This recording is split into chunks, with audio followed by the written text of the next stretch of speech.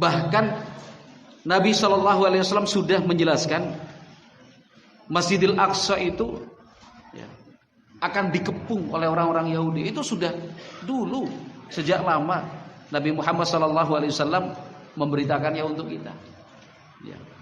Nabi SAW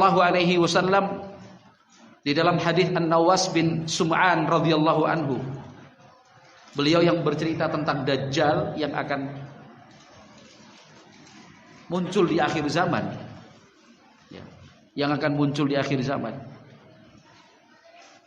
Dajjal yang diikuti oleh orang-orang Yahudi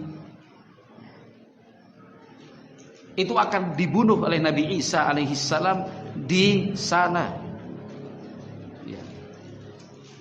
di tempat yang tidak terlalu jauh dari Masjidil Aqsa. Nah, Nabi Isa alaihissalam dalam keyakinan umat Islam itu hidup, masih hidup di atas langit sana. Di akhir zaman akan turun. Nabi Muhammad alaihissalam bersabda dalam hadis riwayat Muslim 2937, "Fa bainama huwa kadzalika," ketika Dajjal kondisinya seperti itu, idz ba'atsallahu al-Masiha ibnu Maryam alaihi salatu wassalam yanzilu indal manaratil bayda syarqi Dimashq baina mahrudatain. Nabi Isa alaihi salam turun dari langit di arah timur kota Damaskus, Suriah, di menara berwarna putih. Itu Nabi Isa alaihi salam turun sana.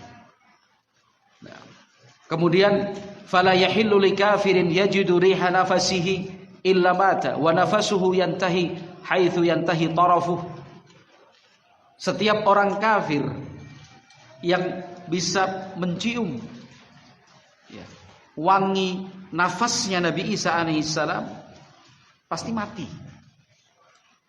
Padahal aroma nafas Nabi Isa alaihissalam itu sejauh beliau memandang. Fayatlubuhu hatta yudrikahu bibabi luddin fayaqtulahu. Nabi Isa turun itu mencari Dajjal.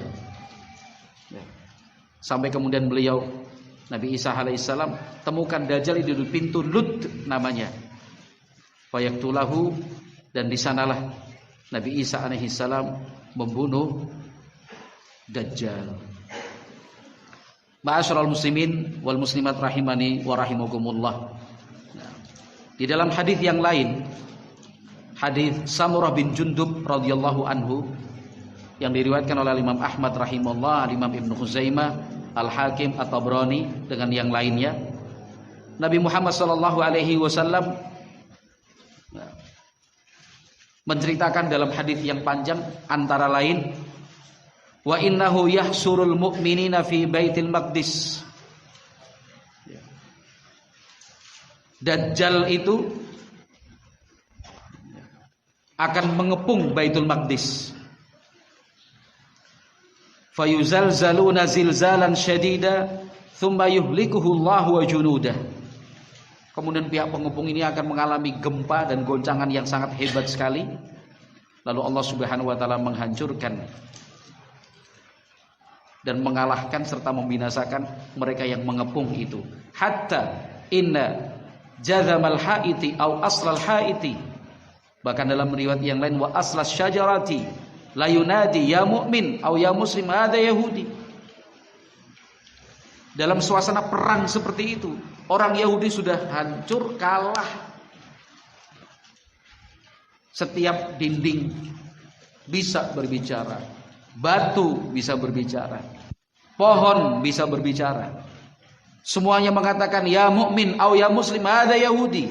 Muslim, orang beriman, nih di belakang saya orang Yahudi sembunyi. Nah, faktulhu, bunuh dia.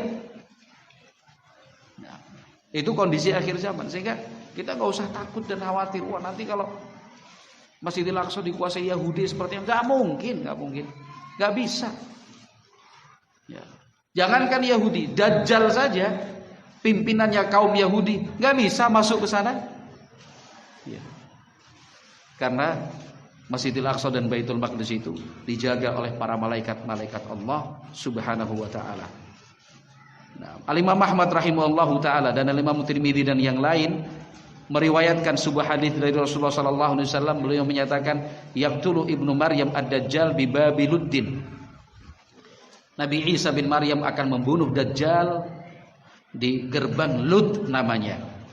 Di manakah Lud itu? Lud adalah sebuah wilayah di negara Palestina sekarang.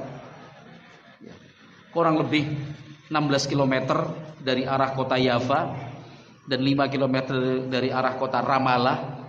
Ya, kita biasa nyebut Ramallah. Ya. 26 km dari arah Baitul Maqdis. Dan Rasulullah sallallahu alaihi wasallam sudah menjelaskan untuk kita di dalam sebuah hadis yang diriwayatkan oleh Imam Abu Dawud rahimahullah dan yang lainnya, Imam Ahmad, Ibnu Abi Syaibah dan lainnya, kata Nabi sallallahu alaihi wasallam dalam hadis Aisyah, suatu saat dakhala alayya Rasulullah sallallahu alaihi wasallam wa ana abki. Rasulullah masuk ke rumah, saya menangis, kata Aisyah. Faqala li ma yubkiki. Nabi Muhammad kemudian bertanya, kok kamu nangis? Faqultu ya Rasulullah, dzakartu Dajjal fabakaitu. Wahai Rasulullah, saya kok teringat tentang Dajjal, makanya saya menangis.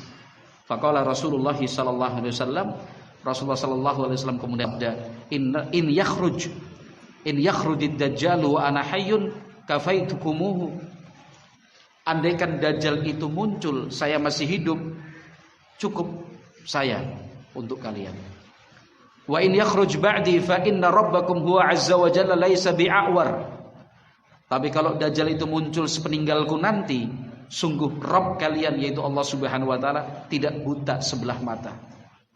Karena Dajjal itu buta mata sebelah. Kata Nabi sallallahu alaihi wasallam selanjutnya, innahu yakhruju fi yahudiyyati Asbahan hatta ya'til Madinah. Dajjal itu akan muncul di akhir zaman diiringi orang-orang Yahudi dari daerah Asbahan yang sekarang ada di kota, ada yang sekarang ada di negara Iran. Asbahan. Ya. Karena orang-orang Yahudi di Asbahan sekarang pun sudah banyak. Hatta ya'tiyal Madinata fayanzilu nahiyataha walaha yawma idzin sab'atu abwabin. Dajjal dan pasukan Yahudi ini akan mengarah ke kota Madinah. Mereka akan bertempat di salah satu sudut kota Madinah. Kota Madinah itu sendiri saat itu, kata Nabi sallallahu alaihi wasallam, ada 7 gerbang besar. Ala kulli naqabin minha malakani. Tiap-tiap gerbang dijaga oleh 2 malaikat. Tak bisa masuk ke kota Madinah Dajjal dan pasukannya. Nah, diusir oleh malaikat, Dajjal dan pasukannya akan mengarah ke negeri Syam. Yang kemudian di sana di daerah Palestina, Nabi Isa alaihi salam turun membunuh Dajjal di pintu atau gerbang Lud namanya. Dajjal mati, Yahudi habis. Tidak ada lagi yang tersisa satu Yahudi pun di atas muka bumi ini. Mati semua. Kata Nabi sallallahu alaihi wasallam, "Tsumma yamkuthu Isa alaihi salatu wassalam fil ardi arba'ina sanatan imaman adlan hakaman muqsita." Setelah itu selama 40 tahun lamanya Nabi Isa alaihi salam akan memimpin kaum muslimin di seluruh dunia sebagai imam yang adil, pemutus yang bijak alaihi salatu wassalam.